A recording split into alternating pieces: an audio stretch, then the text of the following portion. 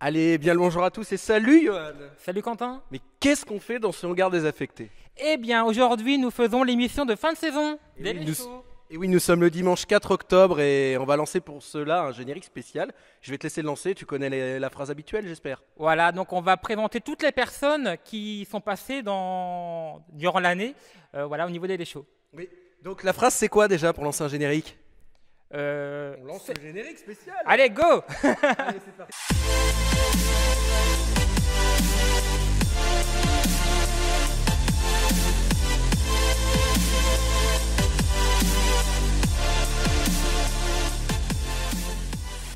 Alors du coup, Quentin, on se retrouve ici avec Ronan d'Ultimoto Décalaminage. Donc, comment ça va depuis qu'on s'est vu la dernière fois? C'était il y a un petit moment déjà, mais il y a plein de choses qui se sont passées entre-temps. Bah écoute, ça va bien, oui, ça remonte à pas mal de temps puisque j'étais le premier coup de pouce Choletais de la part des Léchaux. Tout à fait. Et donc ça va, ça suit son cours, et ça se passe très bien. Alors donc du coup, justement, juste avant cela, tu avais sûrement des projets et tu as toujours des projets aujourd'hui. Comment ça avance du coup au niveau de tous ces projets? Je sais que tu te lances dans des nouveaux réseaux sociaux notamment. Tu as acheté donc d'autres machines pour décalaminer plusieurs voitures en même temps. Est-ce que tu peux nous en dire un peu plus?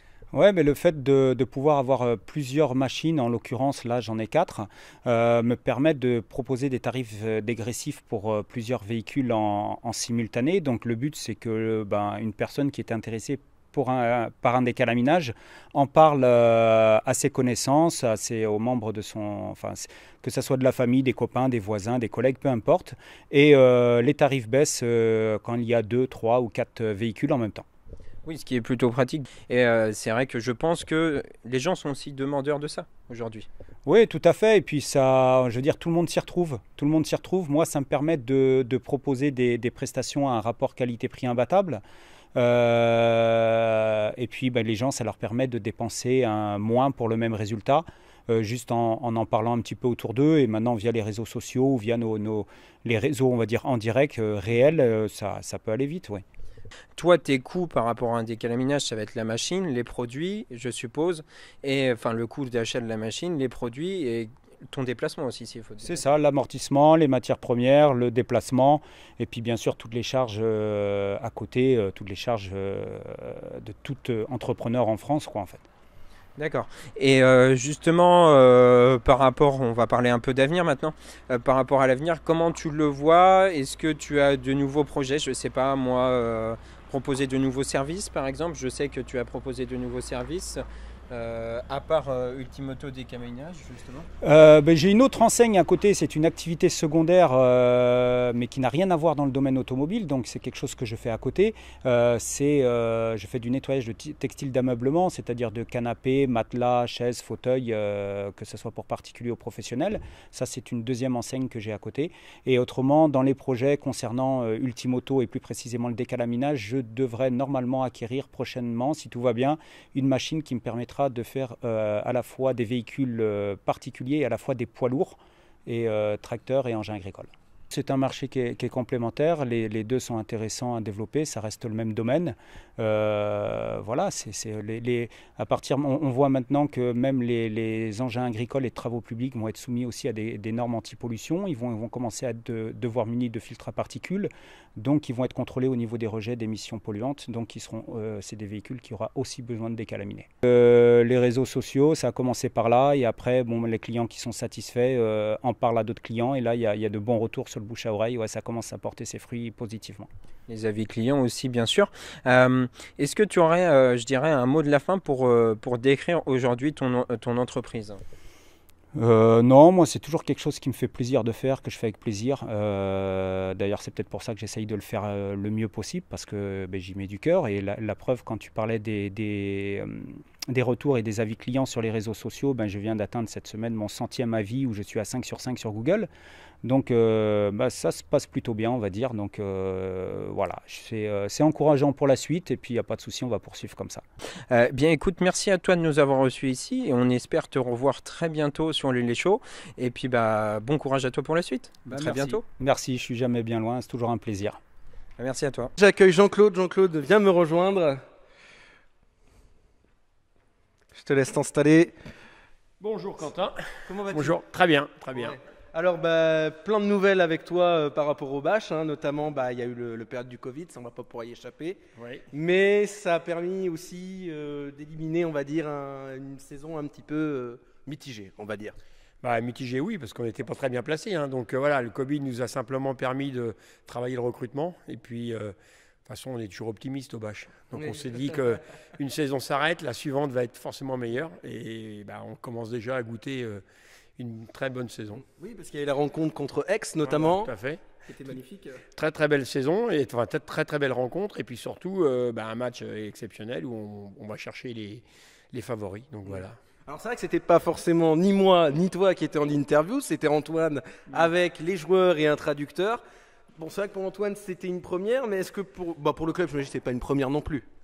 Non, c'est pas une première, mais c'est vrai que c'était sympa de pouvoir d'abord faire l'interview en anglais. C'était quand même quelque chose. Oui, même Et pour puis- le monteur ça a été compliqué. Oui. Et puis après, ce qu'il faut se dire, c'est que finalement, dans le staff, tout le monde se met à parler anglais, quel que soit le pays, puisqu'on a quand même les Anglais, mais on avait aussi une Russe. Là, on a une Chinoise, donc C'est vrai.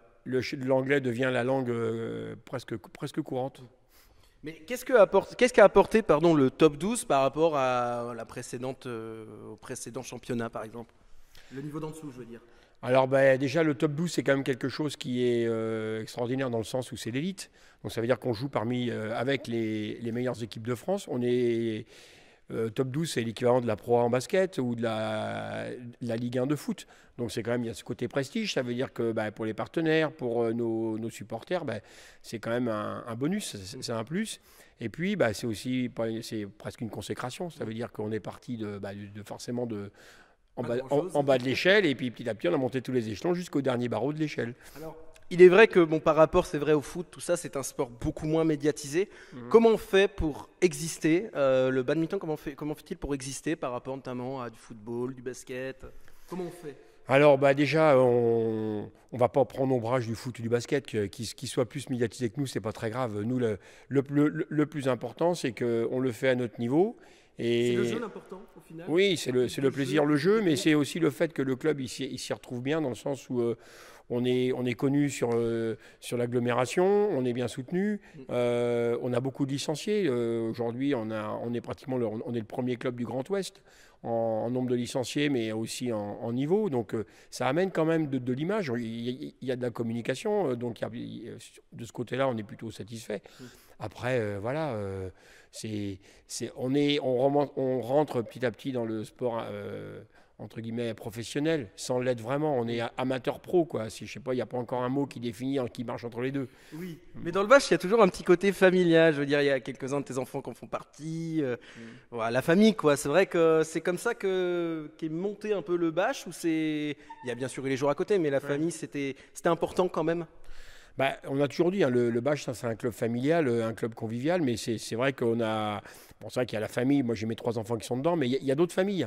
Donc on a quelques familles où on est... multifamille, alors. Voilà, il y a plein de familles, et puis après, les parents, les enfants, tout le monde s'y est mis, tout le monde a accompagné. On a eu la chance d'avoir un groupe très très fort il y a quelques années, de jeunes, nos enfants.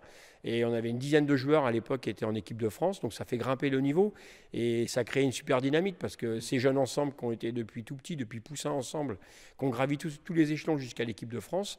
Donc pendant un moment, on avait 8 joueurs en équipe de France, donc c'était considérable. Et du coup, c'est ça qui a amené cette dynamique. Ça rassemblait du monde autour et ça fédérait, et depuis, ça ne s'arrête pas, quoi. C'est formidable. Donc ce qu'on peut souhaiter au bâche, c'est une longue vie, et on espère une longue vie aussi dans le top 12 quand même. Là, je pense qu'on est parti pour s'y installer. On a fait le recrutement qu'il fallait. On est allé chercher la numéro 1 française en double, et puis une joueuse chinoise d'envergure mondiale. On l'a vu la dernière fois, elle a battu à la fin une perf. Elle était dans quelle équipe avant d'ailleurs? Elle était à Bordeaux. À Bordeaux, mais elle jouait en National 1. Donc on ne savait pas trop ce qu'elle valait, parce qu'elle avait tout gagné facilement. Donc là, en top 12, pour son premier match de top 12, elle a battu une joueuse qui n'avait quasiment jamais perdu en top 12, 45e mondiale, avec... elle a une petite fessée quand même au final, parce qu'un deuxième set où elle n'a pas mis beaucoup de points, l'adversaire. Donc on sait qu'on est parti pour s'installer en top 12. et puis peut-être faire quelques exploits en top 12. Eh ben, nous, on va continuer à s'installer, nous aussi, avec le partenariat qu'on a noué depuis presque 2 ans maintenant. Oui. Donc, on va continuer à venir, on va continuer à venir Ah filmer, on va continuer à être là, présent et à vivre l'événement parce qu'à chaque fois, c'est vraiment un événement. Merci à toi, Jean-Claude. Je te Merci. laisse repartir directement. Merci. Voilà. Et puis, moi, je vais donc vous annoncer qu'au niveau de l'association Rêve que nous avons interviewé, l'association Rêve n'existe plus, malheureusement. Donc, nous n'aurons pas d'interview de l'association Rêve. En revanche, nous avons Madame Bocal et Monsieur Vrac juste après, là, dans un instant. Je vais donc laisser la parole à Antoine et à nos invités. Du coup, Quentin, on se retrouve ici chez Madame Bocal et Monsieur Vrac. Donc, on a déjà fait plusieurs fois votre rencontre, mais on revient vers vous pour faire un petit bilan de cette année. Donc, il y a plein de choses qui se sont passées entre-temps. On l'a fait avec tous les invités, on continue dans notre série. C'est vrai que c'est beaucoup de choses qui se sont passées. Il y a eu le Covid qui est passé par là, mais aussi la boutique qui a grandi un peu, ça a bougé, quoi. Il y a eu des nouveautés dans la boutique. Est-ce que vous pouvez nous en parler un peu plus? Comment vous avez vécu cette période? Qu'est-ce qui s'est passé depuis qu'on s'est vu, quoi? Ouais, depuis le confinement s'est plutôt bien passé pour nous, hein. On se plaint vraiment pas. On était présents pour les gens du centre-ville qui avaient besoin de faire leurs courses. Donc on a très très bien travaillé, c'était très intense. Mais plutôt, voilà, tout le monde a bien joué le jeu. Voilà, on s'est senti quand même relativement en sécurité, nous ici, enfin, pas plus inquiet que ça. On a fait ce qu'on avait à faire et ça s'est plutôt bien passé. Voilà. Après, qu'est-ce qui a bougé? Les nouveautés, on a plein de produits pour la rentrée qui sont arrivés, qu'on a sélectionnés, dont notamment des cosmétiques, du beurre de karité en vrac, enfin voilà, des petites choses qui viennent étoffer notre gamme, qu'on agrandit en fait au fil des ans. Après, on a des projets pour l'année prochaine. Ouais, voilà, un sacré gros projet pour l'année prochaine. Non, ça va être aussi le but de cette interview, c'est de parler un peu aussi d'avenir, forcément, puisqu'il n'y a pas que le passé, et il y a le présent et le futur. Ça a permis d'attirer une nouvelle clientèle. Je pense qu'on en a déjà évoqué un peu là-dessus la chose, mais on est venu l'autre fois donc pour faire la préparation du magasin. On a vu l'importance du nettoyage. Alors, est-ce que vraiment vous passez beaucoup plus de temps qu'avant à nettoyer le magasin? Non, on n'a pas forcément changé notre façon de faire. On est toujours vigilant, on a toujours les mêmes protocoles d'hygiène. Après, qu'est-ce qu'on peut dire de plus par rapport à tout ça? Non, après, c'est un peu de désinfection. On encourage toujours le lavage de mains en rentrant, en sortant. Mais on voit bien que de toute façon, de même, les clients gardent leur distance. Bon, là, le masque est obligatoire, donc tout le monde a le masque. Mais même quand le masque ne l'était pas, naturellement, les gens font attention, en fait. Voilà, Oui. Ouais, ils le mettent ou ils se tiennent à distance quand ils ne l'avaient pas. Enfin, voilà. Pas eu d'incivilité, entre guillemets, on n'a pas eu affaire à la police. Je pense que les gens sont responsables aussi. Bon, on voit bien que donc la clientèle a joué le jeu et c'est ce qui est le plus important, parce que moi ça m'est arrivé de voir des fois dans la rue des gens qui n'avaient pas forcément le masque. Pensez bien à mettre votre masque, c'est très important. Surtout en plus, vu en ce moment, ça commence à repartir de plus belle, vu ce qu'on nous dit, donc faites attention. Justement, on va parler un peu d'avenir pour conclure cette petite entrevue, cette petite interview. Donc, vous nous parlez d'un gros projet. C'est vrai qu'il n'y a peut-être pas que ce projet, il y a peut-être d'autres projets. On avait parlé déjà à demi-mot d'embaucher quelqu'un, mais bon, ça ne s'était pas fait pour des raisons d'aide. Alors, est-ce que ce projet est toujours aussi dans votre tête, un peu de pouvoir un jour embaucher quelqu'un en contrat d'apprentissage ou autre? Oui, c'est toujours dans nos têtes. Alors, on va peut-être attendre finalement d'avoir au moins un 3e exercice, parce que là, on existe depuis 2 ans. Donc, voilà, plutôt aller au bout de ce qu'on a en tête pour l'instant. Courant de l'année prochaine, va y avoir un gros changement. Puis après, au fur et à mesure, on essaiera de mettre en place toutes les idées qu'on a en tête, qu'on n'a pas toujours le temps de faire. Et puis, ni les moyens. Et puis... Ce qu'on a prévu aura forcément une influence aussi sur ce qu'on pourra faire ou ne pas faire après. Donc ça aura de l'influence. Donc si ça se passe bien, peut-être que l'embauche viendra, comme tu dis, fin d'année prochaine. On n'en sait rien. C'est un souhait. Après, Oui, c'est aussi pour pouvoir se dégager du temps pour autre chose. Enfin voilà, on a ou justement certains aspects de notre métier qu'on néglige un petit peu parce qu'on n'a pas le temps. Ça peut être de la com ou les petites choses comme ça, hein, mais pas que en fait, hein, même sur d'autres choses. Donc voilà, on garde ça dans un coin de notre tête, mais c'est pas pour demain non plus, quoi. On voit plein de projets sans forcément en dévoiler, mais c'est bien justement. Ça vous donnera donc l'envie d'aller chez eux pour retrouver tout ce nouveau projet qu'ils font. Et donc pour suivre au niveau de la chronologie, on va encore retrouver Antoine, cette fois-ci avec Morgane du restaurant Les Papilles Font de la Résistance. Merci Quentin, du coup maintenant on se retrouve avec Morgane. Donc du coup on était déjà venu chez toi il y a un petit moment déjà de cela. On revient vers toi, donc comme c'est l'émission de fin de saison, voilà, on prend un peu des nouvelles de tout le monde, voir comment ça s'est passé et tout ça. Alors qu'est-ce qui s'est passé depuis? Bon, il y a eu plein de choses, nous on les connaît entre guillemets, mais on connaît les grandes lignes, quoi. Alors depuis, il s'est passé donc la période du Covid. Voilà, c'est surtout pour en tant que restaurateur, ça a été une période très très particulière. Bon, on a survécu, on est encore là. Là c'est une période qui s'annonce aussi difficile, je pense, pour les restaurateurs donc cet hiver. Mais voilà, on va faire en sorte de respecter un maximum et d'ailleurs totalement justement les gestes qu'il y a à respecter pour minimiser justement cette période difficile. Et puis on va faire en sorte de pouvoir profiter un maximum de notre établissement au moment où on pourra pour tenir justement financièrement, pour tenir aussi d'un point de vue santé, parce que voilà, il ne faut pas se mettre en danger ni soi ni les autres. Donc et on sait que les restaurants sont particulièrement à risque pour ça. Donc on va faire en sorte que tout se passe bien et après cette période, eh bien, on espère reprendre tous notre vie normalement et de façon un peu plus avec plus de lumière, plus de couleurs et plus de gaieté. Oui, voilà, je dirais que c'est un ensemble des choses. Bon, c'est vrai qu'il y a eu le confinement, effectivement. On a vu que tu as fait aussi, pendant le confinement, pour garder, je dirais, un peu le contact, tu avais fait une petite action où on pouvait prendre des crêpes et tout ça, commander. Et puis après, tu avais fait les brunchs aussi. Donc, quelle a été ton expérience vis-à-vis de ça? Est-ce que tu serais prêt à renouveler ça? Alors c'est vrai qu'on n'avait jamais en fait passé l'étape de faire des brunchs à emporter. La période du confinement nous a entre guillemets imposé de passer cette étape-là et au final ça s'est très très bien passé. Le premier jour en fait qu'on a mis ça en place, eh bien on a eu plus de 70 réservations de brunch en livraison ou à emporter. C'était la première fois déjà qu'on faisait la livraison, donc on s'est amusé à prendre une petite voiture et à faire nous-mêmes donc les livraisons. Ça m'a permis de découvrir encore plus Cholet et d'arriver chez les gens. On ne savait pas vraiment qui nous avait commandé le brunch et hop, la porte s'ouvrait et là on voyait nos clients, donc c'était quand même assez sympathique comme expérience. Ça demandait aussi beaucoup de travail, une nouvelle organisation, donc ça a vraiment demandé à ce qu'on change, qu'on bouge un petit peu les lignes, mais ça a vraiment été une expérience très très enrichissante. Et preuve en est aujourd'hui, eh bien on continue à proposer donc le brunch à emporter désormais. Donc la livraison est un peu compliquée parce qu'il faudrait donc avoir du personnel en plus. Là autant pendant le confinement on était fermé, donc la personne qui normalement gère la salle pouvait justement faire les livraisons.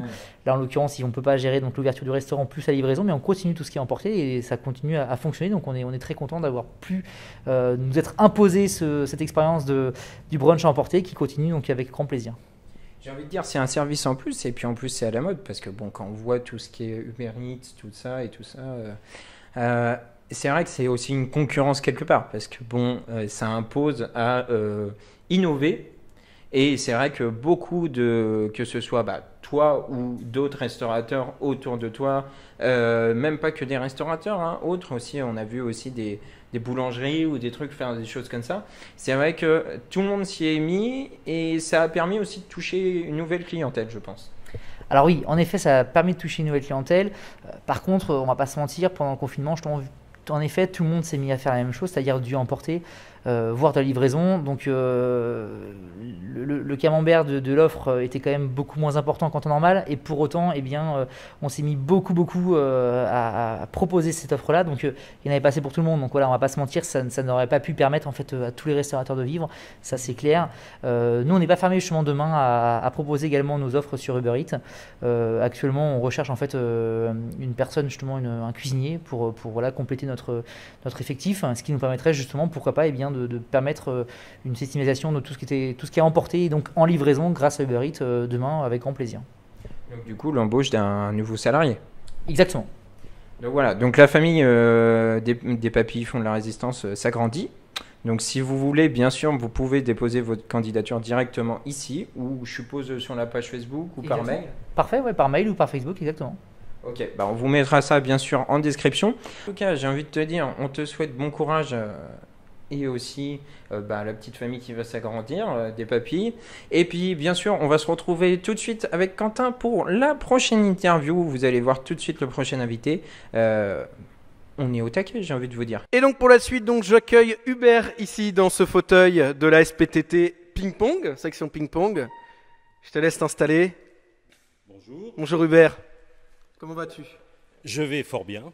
Alors Merci. bon, c'est vrai que nous ne nous connaissons pas parce que quand on avait fait l'interview l'année dernière, c'était Jérémy, le précédent président. Ça a été un changement qu'on n'a pas pu tout suivre, bien sûr, mais donc aujourd'hui, qu'est-ce que toi tu vas apporter? Quelle sera ta patte en tant que nouveau président de la SPTT section ping-pong? Donc Jérémy a apporté énormément de choses et a permis une croissance très très importante au niveau du club, avec une progression très importante du nombre d'adhérents, un très grand investissement en compétition. Moi, ce que je voudrais apporter maintenant, c'est plutôt le côté social et loisir, parce que le ping-pong est un sport qui est extrêmement ludique, qui peut être pratiqué à tout âge et qui permet à chacun de trouver sa place, sans même parler de la compétition, qui reste quand même un intérêt majeur. D'accord, donc ça veut dire que voilà, chacun son style. C'est vrai qu'avant c'était peut-être plus la volonté, c'était peut-être plus de monter. Aujourd'hui, maintenant, il faut peut-être trouver quelque chose de plus apaisé dans le club. C'est ce que tu veux nous dire par là? Tout à fait. Il faut que chacun puisse se sentir à l'aise, hein, parce que c'est vrai que actuellement, on a toujours tendance à montrer l'excellence, la compétition, etc. Moi, je pense que on peut plus axer les choses sur le bien-être, le savoir trouver sa place, quel que soit son niveau. Et donc, il y a eu des matchs, j'imagine, il n'y a pas longtemps. Oui. Comment ça se passe? Comment, en termes de résultats? Parce que nous, on ne peut pas tout suivre forcément. Mais est-ce que c'est encourageant pour la suite? Alors, la question est importante parce que les résultats sont mitigés. On a vécu une année exceptionnelle avec une deuxième phase qui n'a pas pu avoir lieu. Covid oblige. On se retrouve actuellement avec beaucoup d'incertitudes dans l'ensemble des sports pratiqués. Donc on est sur un redémarrage qui reste fragile, car une interruption des compétitions serait assez dramatique pour l'ensemble des clubs. Donc chacun redouble d'efforts pour se conformer aux prescriptions qui ont été données. Et malgré cela, on se rend compte qu'un grand nombre de personnes qui étaient adhérentes l'année dernière restent sur une grande réserve. Donc, par exemple, l'année dernière, nous avions 10 équipes en compétition et cette année, nous n'en avons que 5. Donc une chute énorme.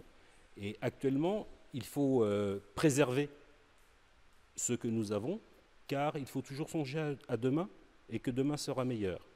Donc c'est ce qu'on peut vous souhaiter, du meilleur, de l'évolution et on espère de la progression surtout. Oui, on l'espère et surtout que les gens puissent venir, ne pas avoir trop d'appréhension, car ce qu'on fait, on respecte les choses et il ne faut pas non plus être trop frileux. Hein. Il faut vraiment chercher à s'engager dans les choses et voir en connaissance de cause. Voilà. Donc le but, l'engagement, c'est ce qu'on va retenir. Merci à toi Hubert en tout cas, et puis on te souhaite une bonne saison en tout cas à la SPTT, et je te laisse repartir directement. Merci à vous de m'avoir reçu. Merci à toi, je te laisse directement repartir. Et donc nous allons retrouver Antoine avec Alice du Reiki. Vous vous souvenez la vidéo du coup de pouce avec Manu qui s'est fait magnétiser dans son cabinet. Donc on va retrouver Antoine tout de suite chez Alice. Donc Quentin, on se retrouve maintenant avec Alice chez Reiki at Home. Voilà, on est déjà venu chez toi il y a quelques temps. J'espère que tu vas bien. Très bien, merci. Alors, on est là aussi pour faire un peu ton bilan. Donc, comment ça s'est passé depuis qu'on est passé au niveau de ton entreprise? Qu'est-ce qui s'est passé? On a vu le développement de certains produits, notamment via ton Instagram. On a pu suivre ça sur la page Facebook aussi, bien sûr. Est-ce que tu peux nous en dire un peu plus sur tout ça? Oui, alors ça s'est bien développé. Aujourd'hui, je suis maître enseignante en Reiki, donc j'ai passé mon diplôme.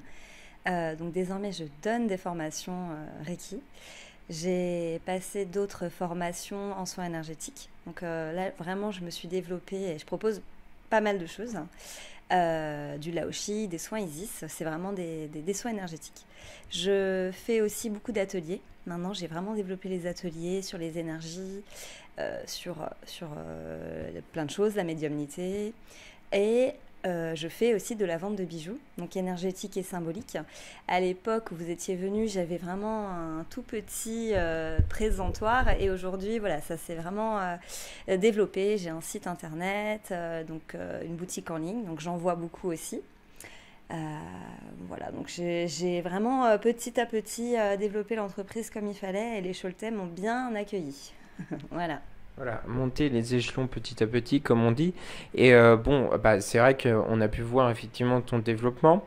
Est-ce que c'est pour toi une satisfaction aujourd'hui? Est-ce que tu es content de tout ce qui se passe?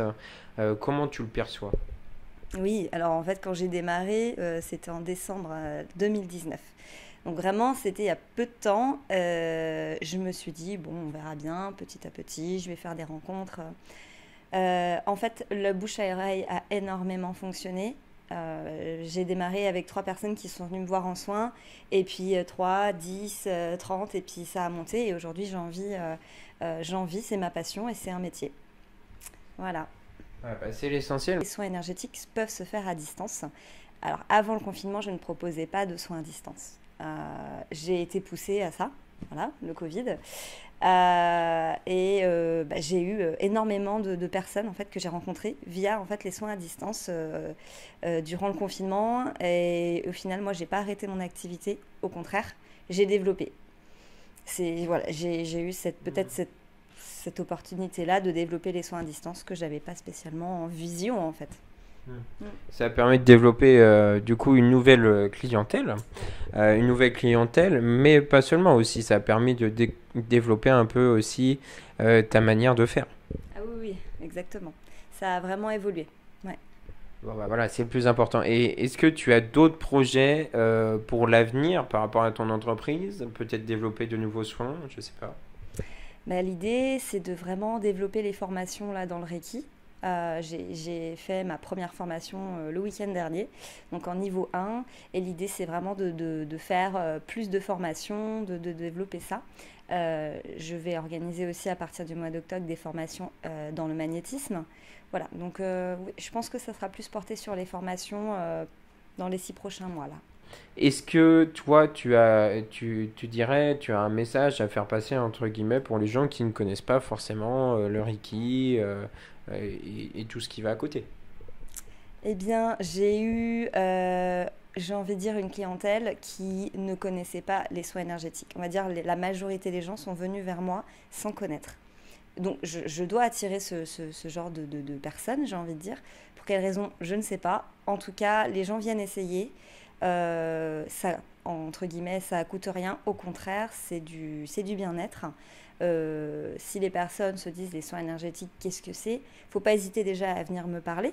Moi, je suis accessible, je suis sur les réseaux, effectivement. Donc, voilà, je réponds toujours aux messages. Au contraire, j'aime beaucoup ça, l'échange. Et si vous avez envie de venir tester les soins énergétiques, voilà, faut venir une séance. Vous verrez, la détente est assurée, ça, c'est sûr. En tout cas, pour notre ami Manu qui avait fait l'interview à cette époque, effectivement, ça l'avait bien détendu. Eh bien, écoute, merci à toi de nous avoir accueillis pour cette deuxième interview. On se retrouve tout de suite avec Quentin pour la suite. Et puis, merci à toi. Oui, merci au Chaud. Allez, j'accueille FM Service, si tu veux me rejoindre. Oui, je sais plus si c'est Florian, Florent, tu vois. Florian. Allez, Florian, salut à toi. Salut, très bien et toi? Bah, ça va, écoute. Et donc, on vient aux nouvelles. Nouveau local, enfin pas vraiment, nouveau rangement, on va dire. On va dire qu'on a un petit peu réorganisé l'espace pour avoir plus de produits et puis Plus de place. plus de place, sans pousser les murs. Ouais. Bon, bah depuis notre interview, il s'est passé oui, effectivement tes travaux, il s'est passé un peu le Covid aussi. Est-ce que ça a bien repris au niveau de ton activité? Alors, j'ai eu la chance de ne pas pouvoir fermer pendant le confinement. Je faisais partie des commerces autorisés. Donc, on va dire que la chute a été moins brutale. Comment ça se passait justement? Alors, moi, personnellement, j'étais ouvert que le matin. Je faisais que 10h midi. Donc, je gérais les urgences. Et vraiment, en cas de problème, je me déplaçais s'il fallait. Donc il fallait prévoir distanciation sociale, masque, gel. Ouais, gel, masque, distanciation. Ouais. Mais les gens pouvaient rentrer dans le magasin directement. Oui. Donc déjà, c'était un plus par rapport à certains commerces où, voilà. Absolument. Et donc, comme d'habitude, donc des travaux. Donc j'imagine qu'il y a plus de produits aussi en vente parce que tu commençais aussi à faire un peu de vente de produits d'occasion, notamment que tu refaisais. Est-ce que tu as un peu élargi la gamme ou est-ce que c'est plus justement sur les accessoires, sur les services? Qu'est-ce que tu as amélioré depuis? Alors, uniquement accessoires. J'ai une plus grande gamme de câbles, de chargeurs. Après, je vais tout ce qui est disque dur, côté PC et verre trempé. Oui. Et aussi les sites internet également. Voilà. En petit aparté. Donc, comme vous avez vu dans l'interview, n'hésitez pas à aller le voir, Renantaise. Écoute, je te remercie d'être passé. Pas de souci, au plaisir. Je te laisse aller retourner au bar directement. Et donc, je te laisse partir directement pour que j'annonce, mais de rien. Et je vais annoncer donc l'escalade, l'AESM. On retrouve Antoine avec le gérant de l'AESM. Donc voilà Quentin, donc maintenant on se retrouve ici à l'AESM, donc avec le président. Donc bonjour à toi. Bonjour. J'espère que tout va bien depuis qu'on s'est vu la dernière fois. Donc bon, il y a eu quelques petits trucs entre temps. Bon, de toute façon, déjà on l'a vu au niveau de la salle, il y a un sens directionnel qui est mis en place. Il y a du gel hydroalcoolique à l'entrée et vous portez le masque pendant que vous faites de l'escalade. Voilà, là exceptionnellement, là je ne l'ai pas, mais pendant toutes les séances à la salle, les gens doivent porter le masque. Le seul moment où ils ne le portent pas, c'est quand ils grimpent. Et sinon, ils doivent utiliser gel hydroalcoolique avant de grimper et après grimper. D'accord. Donc c'est pas forcément, je dirais, une contrainte supplémentaire pour les adhérents qui sont dans votre club. C'est pas une contrainte, c'est une contrainte, ça reste une contrainte, sauf que tout le monde prend sur soi et tout le monde le fait. Globalement, on n'a pas trop de soucis, ça fonctionne bien. Oui, et puis voilà, j'ai envie de dire que c'est avant tout la passion du sport, de l'escalade indoor. Alors donc, on a vu que effectivement, quand vous avez vu la dernière fois, il y avait l'organisation des championnats de France qui était en ligne de mire. Donc on va en parler avec toi. C'est vrai que ça a été donc du coup malheureusement annulé à cause de ces conditions, je dirais totalement indépendantes. Mais c'est vrai que comment vous l'avez vécu, parce que c'était quand même une préparation hyper importante et quelque chose de très important pour aussi développer votre club. Oui, exactement. Oui. C'est vrai qu'on avait engrangé déjà beaucoup de choses, beaucoup de bénévolat, passé beaucoup d'heures à mettre l'organisation en place. Donc le championnat a été annulé comme beaucoup d'autres championnats sportifs de toute façon. Là, on a eu l'aval de notre fédération pour pouvoir l'organiser en 2021, c'est-à-dire en juin 2021. Donc il aura lieu ici, de manière à ce que le travail qu'on a déjà effectué ne soit pas gâché. Et puis il nous reste à voir dans quelles conditions aussi on va pouvoir l'organiser si le Covid continue encore à nous embêter. Donc du coup, tu nous parlais qu'il y avait des nouveaux adhérents. Alors ces nouveaux adhérents, ça te donne aussi envie de continuer. Ça vous donne aussi un aspect positif après la crise, j'ai envie de dire. Oui, bien sûr. En fait, cette année, on n'est pas loin d'avoir 30 nouveaux adultes, ce qui est à peu près le même nombre que l'année dernière. Donc ça n'a pas énormément freiné les gens, le fait qu'on ait toutes ces consignes sanitaires. Et les gens ils sont relativement motivés. Et au niveau des jeunes, on a exactement le même nombre de jeunes et on a même une liste d'attente d'à peu près de presque 40 jeunes encore. Donc au niveau de la fréquentation, on n'est pas très soucieux. Il faut juste attendre de voir comment les choses vont continuer. Pour terminer, on va continuer à parler d'avenir. Tu nous parlais la dernière fois qu'on était venu d'un projet sur le handisport, je crois bien. Est-ce que c'est toujours d'actualité? Les projets n'ont pas été freinés? C'est toujours pareil? Alors le projet en lui-même, il est toujours d'actualité. Il n'est pas freiné. Le seul souci qu'on a, c'est d'arriver à avoir des personnes handi qui souhaitent pratiquer. En fait, c'est le plus gros souci qu'on ait parce qu'on a contacté un nombre assez important d'associations et en fait, on n'arrive pas à créer un créneau spécifique handi malgré le fait qu'on ait fait ce qu'il fallait pour pouvoir ouvrir ce créneau-là. C'est notre problématique, tout simplement. Merci à toi. De rien. Et puis j'ai envie de dire tout de suite quand on se retrouve avec le prochain invité. Et puis à très bientôt. À bientôt. Et donc nous allons retrouver Antoine avec Jérôme Mérignac, le président de Cholet Basket. Allez Antoine, c'est à toi. Donc on se retrouve pour la suite de l'émission, on continue. Donc là on est avec Jérôme Mérignac. Bonjour Jérôme. Bonjour. Donc merci de nous recevoir ici à la mairie. Donc on avait fait votre interview il y a peu de temps. On revient ici. Bon, c'est vrai qu'il s'est passé beaucoup de choses entre temps. Alors j'ai envie de dire une question un peu classique. Comment s'est passée la période? Ça n'a pas été évident. Est-ce que ça n'a pas eu des conséquences peut-être au niveau non seulement du budget du club, mais aussi au niveau des joueurs? Parce qu'il y a des joueurs peut-être qui auraient pu continuer avec vous, qui sont partis. Oui, c'est vrai, puisque ça se passait très très bien au titre du terrain et au titre de l'ambiance. Donc on avait à ce moment-là deux compères américains qui s'entendaient très très bien, qui étaient donc Michael Stockton et puis Chris Horton. Bon, le souci, c'est qu'on s'est arrêté, encore une fois, je vous le dis, au mois de mars, et puis jusqu'à juin, ça a été compliqué. Les joueurs après sont partis, les derniers ont dû partir, on va dire, mi-mai, enfin pour les Américains. Donc après, c'était un petit peu compliqué. Chris a décidé, on va dire, de se positionner avec Gravelines. Bon, par contre, on est toujours resté en contact avec Michael, ce qui nous a permis, on va dire, de reconduire au moins pour 2 ans. Donc ça, c'était une vraie satisfaction.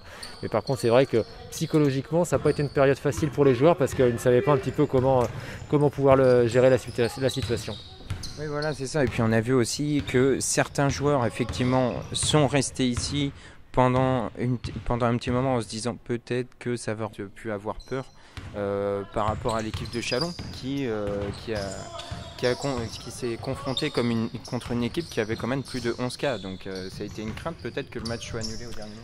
Bien sûr, ça fait partie, on va dire, des responsabilités que l'on a. Par contre, il faut savoir que nous, nos joueurs sont testés, on va dire, toutes les semaines. Donc on avait déjà nos tests Covid qui nous couvraient de lundi dernier pour ce match. Mais en plus, comme on avait un match en plein milieu de la semaine, on avait un double test puisqu'on a été testé lundi, il y a maintenant 2 jours. Donc on est avec 2 tests, on va dire, consécutifs négatifs pour l'ensemble des joueurs. Bon, par contre, on n'est pas à l'abri éventuellement des périodes d'incubation, mais ça aujourd'hui on ne sait pas. Et puis là, je viens de voir là, que Orléans, donc on a aussi rencontré la semaine dernière, ils ont 4 cas de Covid. Oui, donc comme quoi ça peut vite arriver. Alors j'ai envie de dire pour terminer une question plus dans l'avenir. Bon, on a vu qu'il pouvait y avoir des annulations de matchs et tout ça. On a vu que ça n'a pas été une période évidente. Comment vous, en tant que président, vous voyez l'avenir de Cholet Basket? Est-ce que vous vous dites ça va s'améliorer finalement et puis on va continuer? De toute façon, il ne faut pas s'arrêter à un virus, quoi. Alors, bien évidemment que la santé est primordiale. Par contre, on se doit, on va dire, malgré tout, de continuer à vivre. On nous permet bien, on va dire, d'aller au boulot, de travailler, de prendre le métro, de manger au restaurant avec des personnes qui sont en face de nous. Donc, on fait, on va dire, du mieux possible avec les mesures de protection, les gestes barrières au sein de la mairie. Les joueurs, quand ils ne sont pas à jouer sur le terrain, sont avec leur masque. Bon, par contre, après, c'est sûr que il y a un moment où il se peut qu'il y ait des contacts ou des pulvérisations qui existent. Mais de toute façon, on l'a, on va dire, à tout moment. Parce qu'encore une fois, je vous dis, quand on est au restaurant avec une personne qui est à 50 cm de nous, on est aussi à même de la contaminer, au cas où. Oui, voilà, surtout qu'on n'a pas le masque, bien sûr, quand on mange. Alors, j'ai envie de dire pour finir, sur le plan sportif, quels sont les objectifs pour la saison à venir, sachant que, bon, on est toujours un petit peu dans l'expectative, comme vous disiez au début. Donc, est-ce que vous avez des objectifs bien précis, bien définis, ou c'est encore un peu de l'observation ? Non, c'est-à-dire que par rapport le fait qu'on ait renouvelé quand même une certaine ossature au sein de notre équipe avec le coach Herman Counter qu'on a reconduit pour 2 ans, Michael Stockton qui revient pour 2 ans, on avait aussi Vaf et Nantadera qui jouaient l'année dernière aussi avec Carlton, donc on a une certaine assise. Donc la saison passée c'est bien passé, on a terminé 6e, donc on avait, on va dire, les playoffs en ligne de mire. Donc il est évident qu'aujourd'hui, pour cette nouvelle saison, on espère tout faire pour rester dans la bonne partie de la première moitié du championnat, pour à la fois se positionner au titre des playoffs et puis pour continuer aussi pour obtenir une place européenne au titre de la BCL comme on est en train de préparer pour cette saison. Voilà. Eh ben, écoutez, on vous souhaite le meilleur pour la saison à venir et puis nous on se retrouve tout de suite avec Quentin pour la suite de cette émission et merci Jérôme Bérignac. Merci à vous, bonne fin de journée. Et donc on va vous proposer après cette interview une petite interlude artistique avec Kamango. Oh. Yeah. Je suis un salaud qui rappe, enchanté, moi c'est Cam. C'est lui.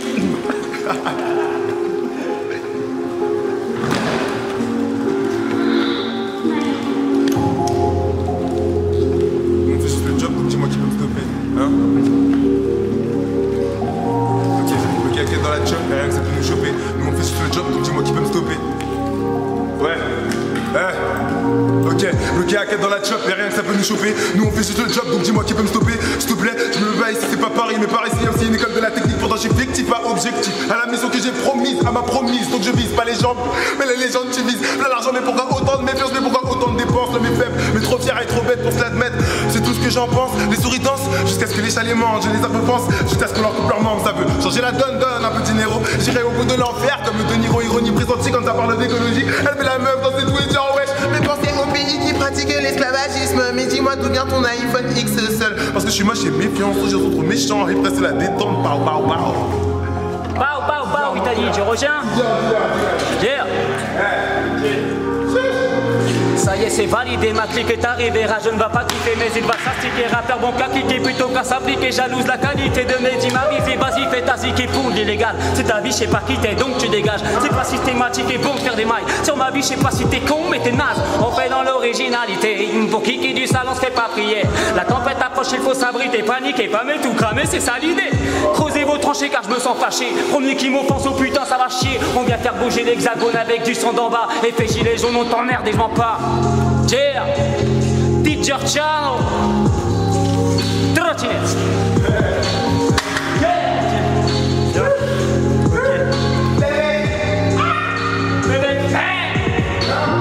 Ensemble pleurons nos échecs, oublions nos réussites, c'est ce que le monde nous enseigne. À pleurer quand on saigne, endormi de force par la faiblesse de notre loyauté. Rien ne sert de courir, il n'y a plus d'échappatoire, non. N'écoute pas ce qu'on te dit, tu crois que ça te définit ce qui tu es parce que c'est ce que les gens décident de toi. Mais petit, écoute-moi, un jour tu seras grand, ne prends pas la grosse tête et reste à ta place. Sur le long groupe, ça fait toujours mal de prendre des coups, mais les gars, faut assumer avoir déconné. Se dénoncer ou bien dénoncer, quelle importance c'est ce que les gens pensent avant de prier, la chance de leur ignorance. Le réalisme de certaines personnalités me paraît bien moindre face à la faune de nos sociétés. Hey, moi je suis jeune, blanc ou métis, et j'essaie de trouver un juste équivalence. Hey. Kamango!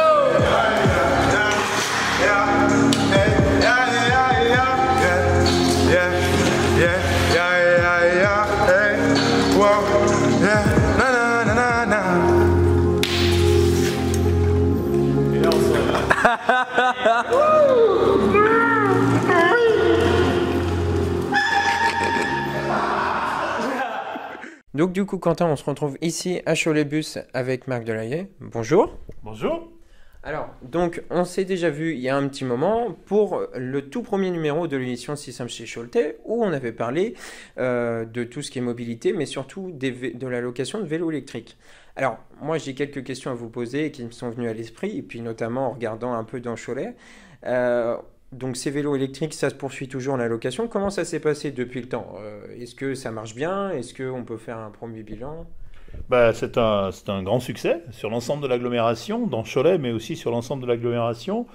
Alors, bon, on a eu un événement qui est connu par tout le monde, qui est celui du Covid, donc qui a fait que la location a été un peu interrompue, même si on a toujours eu quelqu'un qui a permis d'assurer pour les besoins de gens qui pouvaient être coincés. On a réussi à secourir, entre guillemets, en mettant à disposition des vélos, même pendant le confinement.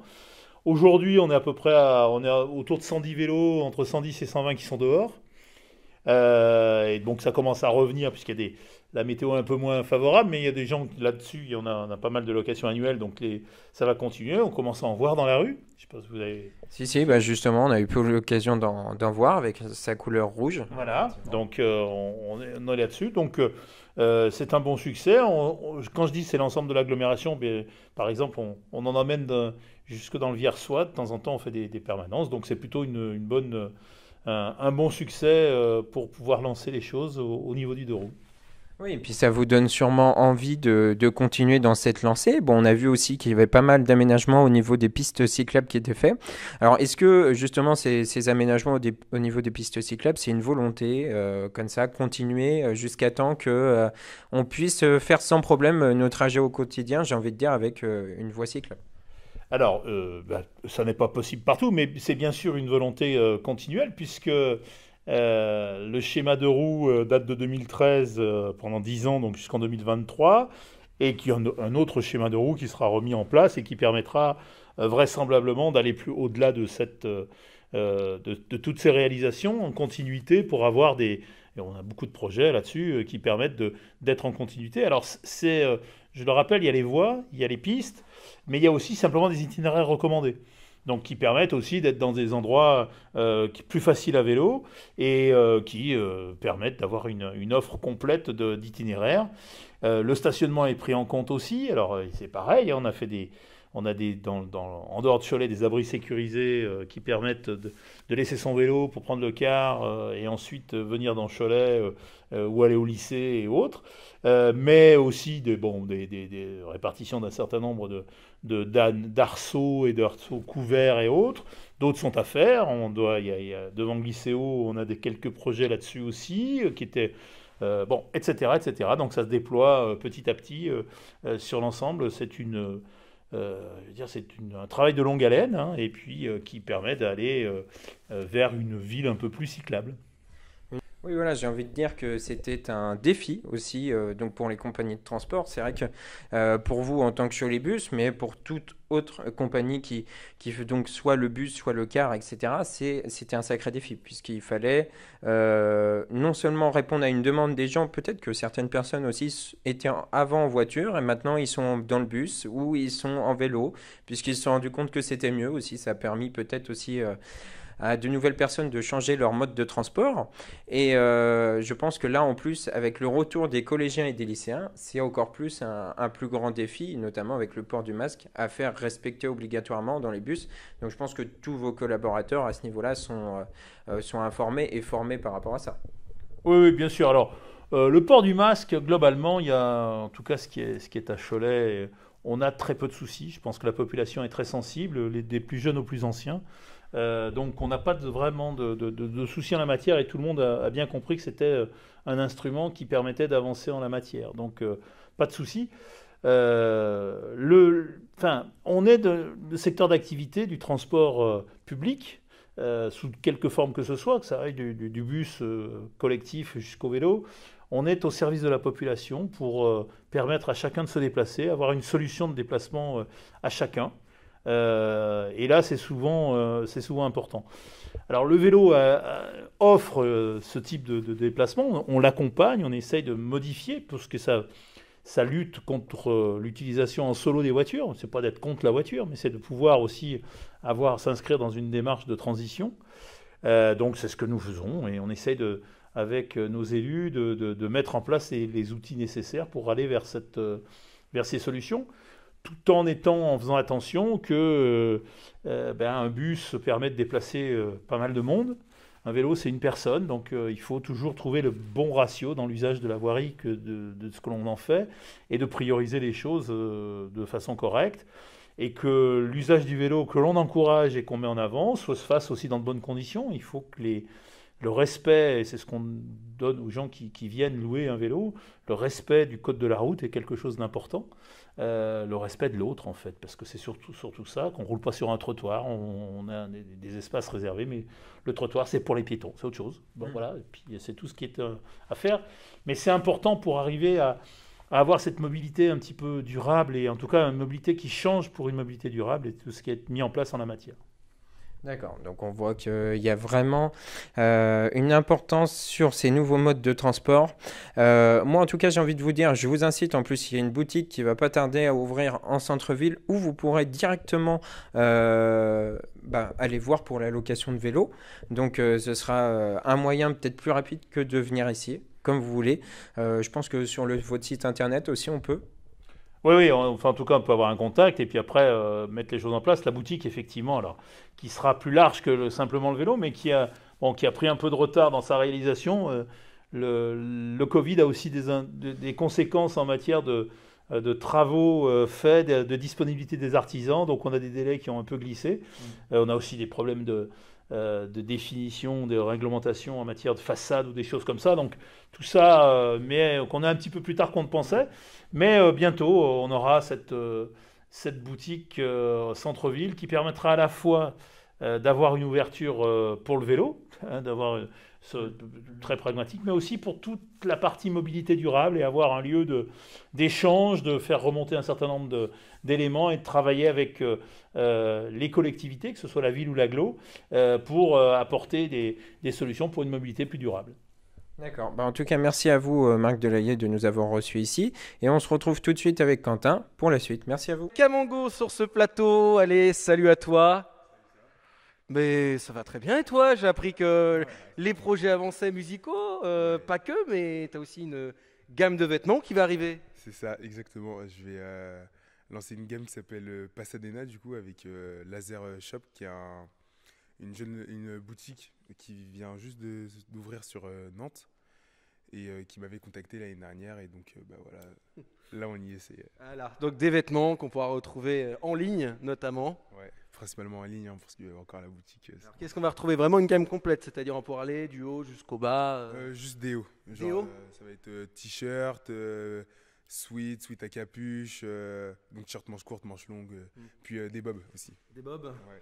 On va aussi parler projets musicaux. Bon, il y a les tiens déjà, ta deuxième partie d'EP qui avance. Ouais, ça avance. Je sais pas encore si elle sortira cette fin d'année ou début d'année prochaine, mais voilà, ça va sortir très très prochainement et on attend ça. J'ai hâte aussi. J'ai hâte que vous écoutiez. Et donc il y a aussi Meurs qui est en train de préparer un projet musical dont tu es, on va dire, le producteur et directeur artistique. Ouais, ça, j'essaie de l'aider au mieux sur la façon de travailler ses textes, sur les flows qu'il peut utiliser, et puis essayer aussi de voir s'il peut trouver des nouveaux thèmes, tout ça. Et je trouve ça hyper intéressant, donc ça me fait plaisir. Il va pouvoir mélanger la danse et la musique, c'est ça qui est avantageux. Ouais, c'est ça c'est quelque chose d'unique et c'est pas donné à tout le monde, donc faut qu'il avance et faut qu'il y aille à fond, quoi. D'autres projets sinon? Sinon, ouais, j'ai pas mal de projets, dans mes amis qui vont sortir des projets, tout ça, et dont je participe aussi, donc ça va être fort. Ça va être fort l'année prochaine. Eh ben, j'invite tous ceux qui nous regardent à te suivre, bien sûr, comme d'habitude, sur les réseaux sociaux. On les mettra en description. Ça va faire une longue page parce qu'il n'est pas tout seul à passer. Merci à toi, Camango. Et de rien. Et on va te laisser continuer le visiter le regard désaffecté. Allez, je te laisse repartir. Et donc, je vais annoncer le prochain, bien sûr. On va laisser Antoine rejoindre JMR Maquette directement chez lui. Allez, Antoine, c'est à toi. Du coup, Quentin, on se retrouve ici à JMR, le magasin de maquettes, je dirais un magasin très ancien ici à Cholet, puisque comme tu nous le disais, ça fait plus de 30 ans que vous êtes ouvert. Donc justement, on est venu après l'après-confinement, il y a eu quelques nouveaux aménagements dans le magasin, je vais y arriver. Notamment un petit peu la refonte de la vitrine sur le côté, on le voit. Alors est-ce que ça te permet de mettre plus de modèles en exposition? Oui, ça permet d'avoir plus de modèles et plus de luminosité, plus pratique, et puis le changement est quand même assez sympa et les clients aiment bien avoir un peu de changement dans une boutique, même si ça fait 30 ans qu'on est installé au même endroit.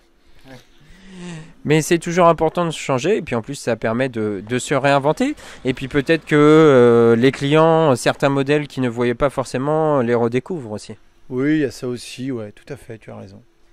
Donc après, je sais pas ce que toi tu en as pensé personnellement, mais nous en tout cas on s'était bien amusé à venir ici. C'est vrai que le monde de la maquette est un monde assez particulier parce qu'il n'y a pas non plus 36 000 magasins de maquettes, on le voit. Enfin je sais pas dans le Maine-et-Loire à part vos 2 magasins qui... Ouais, oui c'est une profession particulière, c'est plus rare, c'est un métier de passionné en plus. Il y a beaucoup de métiers qui apparaissent comme ça maintenant du coup, donc du coup on a affaire aussi à des passionnés et c'est un métier de passion. Un métier de passion, de gens qui viennent, qui sont passionnés. Tu nous avais notamment montré des photos de ce que pouvaient faire tes clients. Alors voilà, après est-ce qu'il y a des gens en venant dans ton magasin qui sont plus à la recherche de quelque chose de très précis et d'autres qui sont là juste pour voilà, tester de nouvelles choses et tout ça? T'as tout quoi. Oui, il y a les deux, hein. Il y a les passionnés, puis il y a le gars qui va s'essayer, qui va essayer de découvrir, grâce à vous d'ailleurs, des fois. Donc du coup, il va se tenter à la maquette, au modélisme, au train ferroviaire, pourquoi pas. Donc voilà, c'est entre les deux quoi. Bah, c'est toujours très important et comme ça fait en plus de nouveaux clients au passage puisque bah, les nouveaux forcément peut-être qu'après ils pourront peut-être continuer s'ils aiment ça et puis bon on voit quand même qu'il y a une variété dans toute la boutique. Là-bas il y a l'atelier réparation et puis là bon il y a tout ce qui est maquette de train, tout ce qui est voiture, il y a différents espaces. Est-ce que vraiment c'est une volonté de mettre en avant dans un espace un type de maquette? Non, par contre de créer un espace et chaque personne va chercher ce qui va l'intéresser après dans l'espace. On ne met pas un produit plus en évidence quand même, c'est pas notre but. D'accord, donc il y a vraiment, quand le client il arrive, il sait où il va. Tout à fait, voilà, et il va chercher, voir, parce que des fois ça peut être plutôt une ancienneté, parce qu'il dit ah bah ça faisait longtemps que je la cherchais, donc c'est pas en particulier le dernier produit qui est sorti dans notre métier.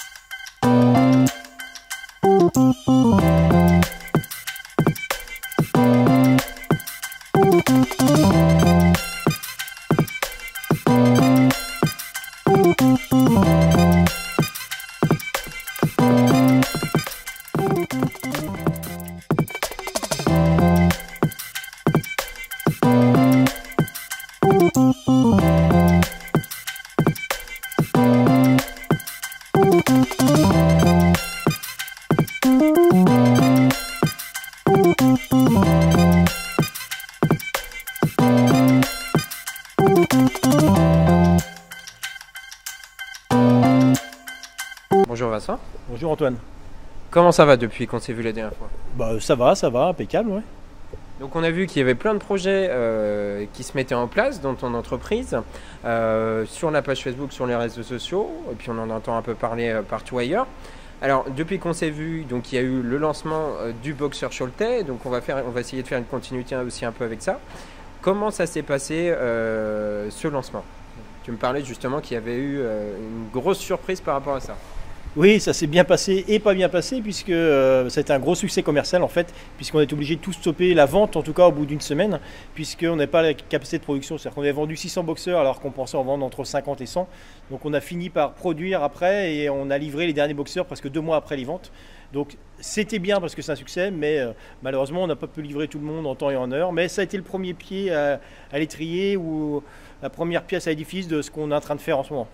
Voilà, de ce que vous êtes en train de faire. Donc du coup, et puis on voit aussi que la boutique est en pleine refonte. Alors justement, ça fait partie du projet, cette boutique. Est-ce que tu peux nous en parler sans trop en dévoiler, bien sûr, puisque ce n'est pas tout de suite le lancement de la marque, ce sera à la fin du mois d'octobre. Donc on vous invitera bien sûr à venir ici aux ateliers de Pulsion Design pour venir découvrir tout ce que c'est cette nouvelle marque. Donc est-ce que tu peux nous en dire un peu plus par rapport à ça? Oui, alors ce que je peux vous en dire, c'est que ça s'appellera 16.9 puisque ça c'est diffusé sur les réseaux sociaux. 16.9 puisqu'en fait l'atelier où on est ici est au 16 de la rue Eiffel et l'atelier de confection est au 9 de la rue Eiffel. Au départ, ça sera une collection plutôt de sous-vêtements. Voilà, l'idée de base c'est que c'est 100% made in France, 100% fabriqué dans nos ateliers ou dans des ateliers à 5-10 km alentour. Voilà l'idée de base de cette boutique et ça sera vendu en vente directe. Ici, dans les ateliers, directement dans la boutique qui est en train de se retaper ici, ou en ligne. Voilà. Et tout ça, en effet, la sortie officielle, ça sera le 30 octobre. D'accord. Donc, multi-support de vente et en plus une marque du coin, locale et 100% française. Donc, vous allez pouvoir apprécier le savoir-faire parce qu'il y a un vrai savoir-faire quand même de la part de tes collaborateurs. Alors, justement, c'est un travail en concertation aussi avec tes équipes. Comment ça se passe? Comment vous mettez ça en place?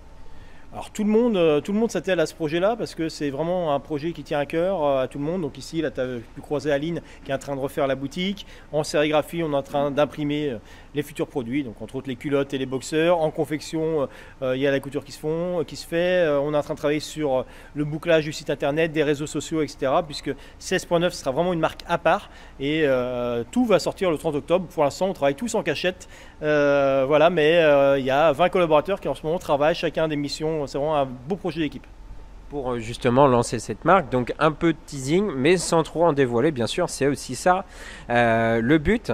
Alors justement, tu nous parlais de préparation, tu me disais que vous en aviez vendu quand même presque 600 pour les boxeurs, et est-ce que là, vous préparez un peu plus pour la marque en se disant peut-être que ça va avoir autant de succès? Ah non, maintenant c'est une vraie marque avec une vraie envergure nationale qu'on vise. C'est-à-dire que l'idée c'est qu'on ait beaucoup plus de succès. En effet, on a vendu 600 en une semaine. Là, quand le 30 octobre, il y aura 4000 à 5000 produits en vente. Et l'objectif, c'est bien faire plusieurs centaines de milliers d'euros de chiffre d'affaires avec cette marque. Donc on lance une vraie marque à partir de... La première fois, on a rigolé, entre guillemets, on a fait ça pour s'amuser. On a vu que ça avait du sens, ça a du sens pour tout le monde, pour les clients, pour nos collaborateurs. Donc là, non, on va mettre les moyens et on produit. Alors, si on est débordé là, tant mieux, mais il va falloir que les gens viennent en masse. Voilà, c'est ça. Alors, est-ce que du coup, c'est des produits qui sont amenés à être... tu nous parlais de la boutique directement ici et le site internet. Est-ce que plus tard, si vraiment ça marche, peut-être que c'est pas encore en réflexion, mais ça pourrait aller dans d'autres boutiques en France? Non. Non du tout, c'est vraiment que de la... Non, parce que c'est de la vente directe. On veut avoir aussi un prix juste pour le consommateur et pour nous-mêmes, donc on ne veut pas d'intermédiaire. Donc il n'y a pas... les marques font des coefs de 3 à 4, nous on veut un prix juste, ça sera du Made in France à un prix raisonnable, enfin plus cher que du Made in China, on est bien d'accord, mais à un prix raisonnable, c'est-à-dire beaucoup moins cher par exemple que le slip français, on va être 30 à 40% moins cher, parce qu'il y aura beaucoup moins de communication, il n'y a pas d'intermédiaire, il n'y a pas de frais de structure au milieu, moins de marketing, etc. Oui, c'est effectivement pour la référence, oui, effectivement, il y a le slip français qui fait beaucoup de lingerie fabriquée ici en France. Alors, pas forcément ici, mais ici en France, je crois plus dans le nord de la France, si je me souviens bien. Mais c'est vrai que là, le but, c'est de ne pas avoir d'intermédiaire et vraiment, pour vous aussi, de développer votre entreprise, puisque c'est développer une marque, mais c'est développer l'entreprise aussi, je suppose. En tout cas, c'est donner encore plus de sens. C'est-à-dire que c'est... je peux te dire un truc, il y a une terminologie qu'on a trouvée que c'est prod-acteurs. On souhaite être des prod-acteurs, c'est-à-dire des producteurs mais aussi des acteurs du changement. Entre autres, suite à ce Covid, on ne veut pas s'adapter au Covid. On veut être acteur d'un changement positif. Ça fait partie des gènes de mes gènes et les gènes de la marque et des jeunes qui m'aident. On veut être acteur du changement positif. C'est ça, j'ai envie de dire changer aussi les manières de consommer. On le voit notamment à travers tout ce qui est vrac, puisqu'on a fait l'interview de Madame Bocal et Monsieur Vrac. Mais il y a à la fois dans l'alimentaire, mais aussi dans la façon de s'habiller et sûrement dans d'autres façons. Et c'est là aussi où vous surfez sur ça un petit peu. Oui, et tu as raison complètement sur la partie vrac. C'est là où on n'a pas encore fini de déterminer, mais le packaging, on va le limiter aussi au maximum. On est exactement dans la même démarche. On réfléchit, mais... Limiter l'emballage. Il n'y aura pas d'emballage plastique, ça c'est sûr. Très très peu d'emballage. Sans doute de l'emballage très sain. Et c'est un sujet sur lequel on travaille, mais peut-être pas d'emballage du tout. Ou en tout cas, de l'emballage de choix aussi. Ou au moins, du moins de l'emballage pour l'envoi des colis.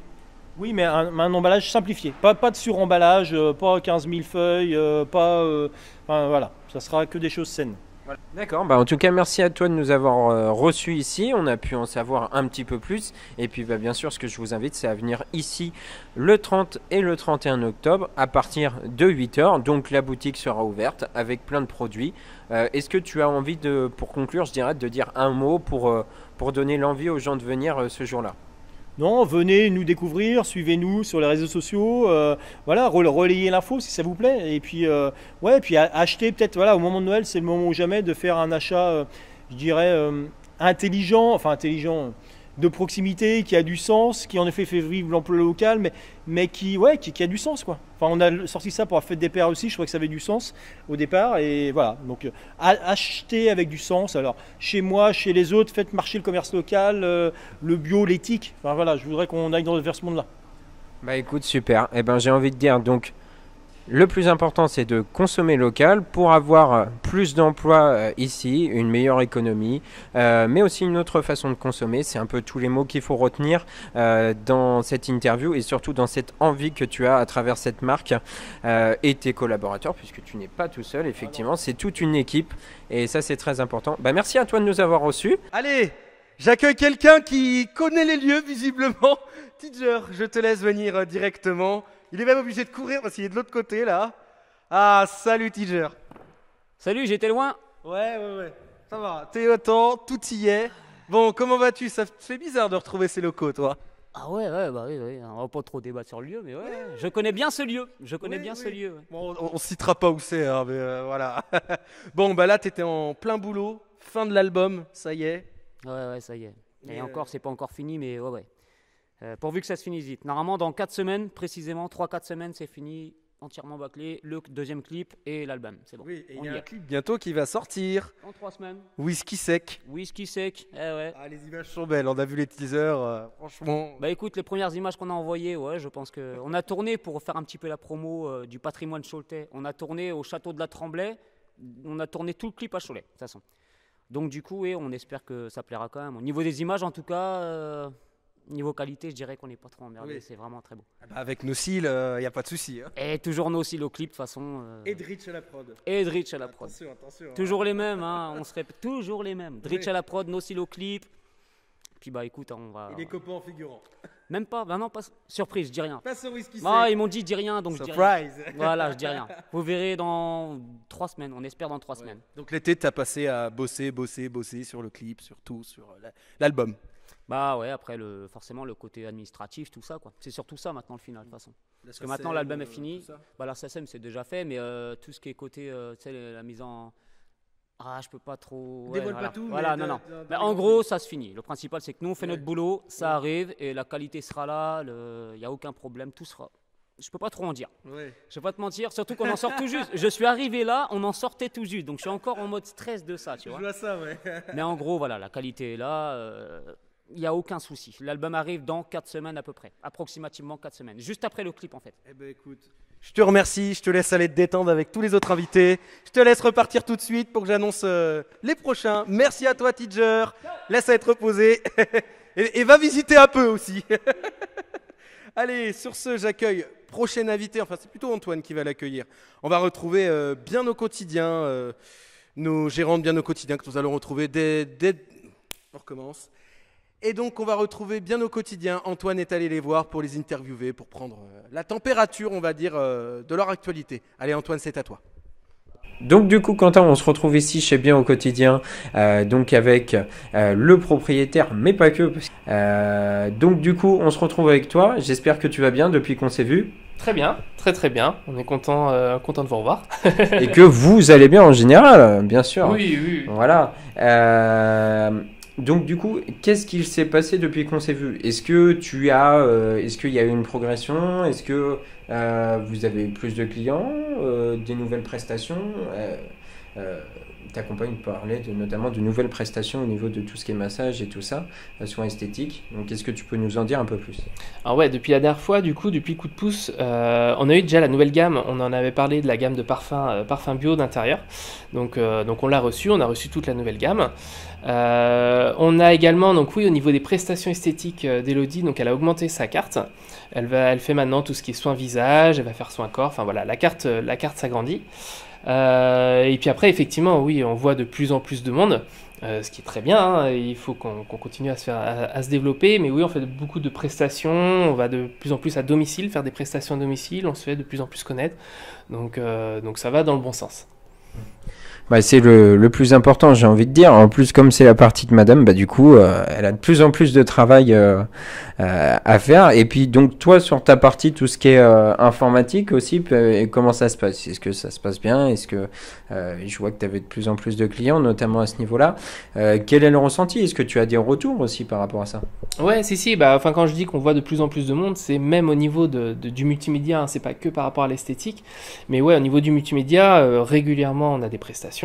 Régulièrement, je vais me déplacer au domicile pour dépanner certaines personnes ou pour faire de la formation informatique. Je fais de l'installation, même en magasin. Enfin, voilà, même cette partie-là se développe aussi beaucoup. Donc, non, on est vraiment content du développement global déjà de l'entreprise, du magasin. D'accord, bah c'est le plus important, j'ai envie de dire. Donc nous, c'est vrai qu'on s'est vu après le confinement, donc je ne vais pas te poser de questions par rapport à ça, puisqu'on en avait déjà parlé un petit peu, comme quoi c'était tout simplement comme s'il n'y avait pas eu de premier départ et que c'était un départ pour vous, pour l'activité. Après, par rapport à l'avenir, comment vous voyez? Est-ce que vous avez des projets à l'avenir? Pour l'instant, pas de projet en soi. Enfin, voilà, on veut déjà se consacrer à tout ce qu'on a lancé à l'heure d'aujourd'hui, que ce soit au niveau des produits, au niveau des prestations que l'on propose.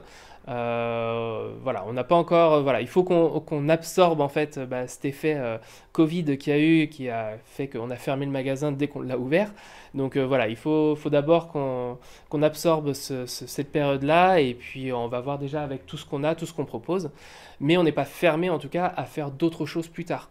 On est prêt, on écoute déjà les avis des gens, enfin s'il y a des choses qu'il faut qu'on améliore ou qu'il faudrait qu'on rajoute dans le magasin, enfin voilà, on est vraiment à l'écoute des gens, et s'il manque de quoi que ce soit, oui, on pourra se développer sur quelque chose, pourquoi pas. Ça viendra au fur et à mesure, j'ai envie de dire. Une dernière question. Comment vous, depuis ce coup de pouce, comment vous avez ressenti? Est-ce qu'il y a des clients qui vous ont donné des retours?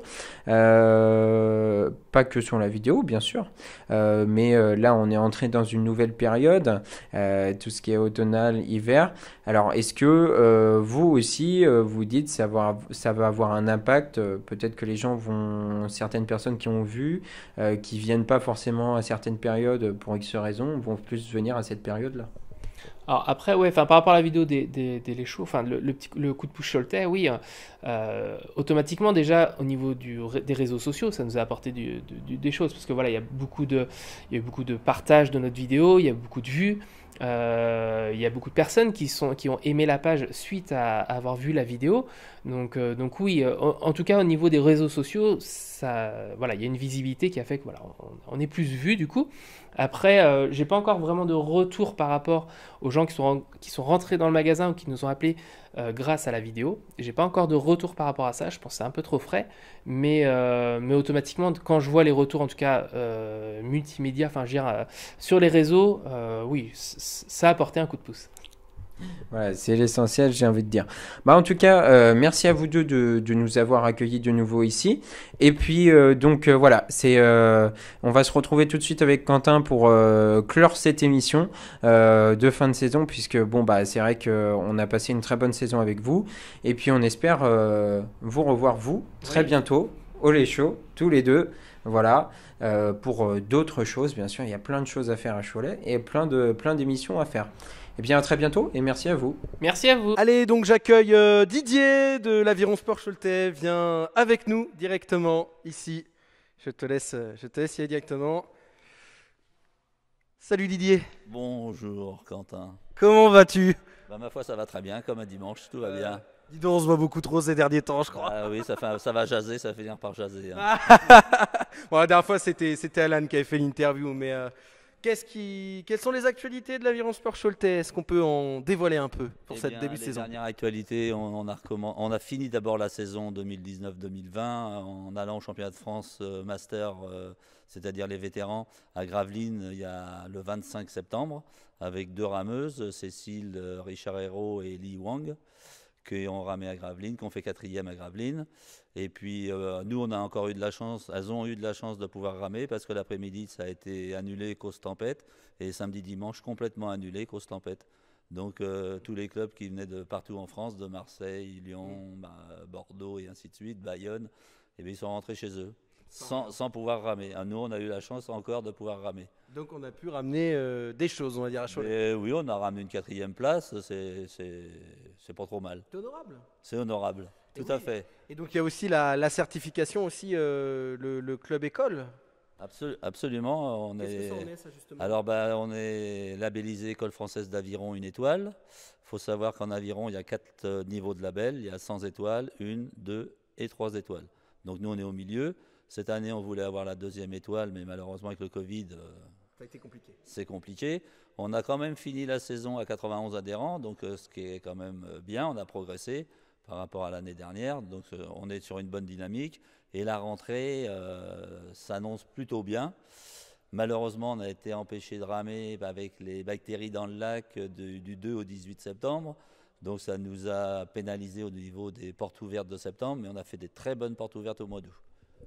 Donc positif avec des nouveaux adhérents. Alors positif avec des nouveaux adhérents et surtout avec des jeunes. On a recruté du jeune, notamment des jeunes filles de 2008.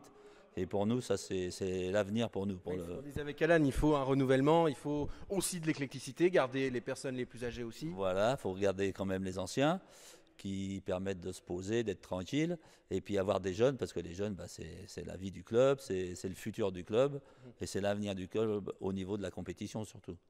C'est vrai. Hein, nous c'est trop tard. Allez, qu'est-ce qu'on peut souhaiter à l'Aviron Club Sport Choletais pour en finir? L'Aviron Sport Choletais, on va lui souhaiter de passer allègrement la barre des 100 en 2021 pour avoir 2 étoiles.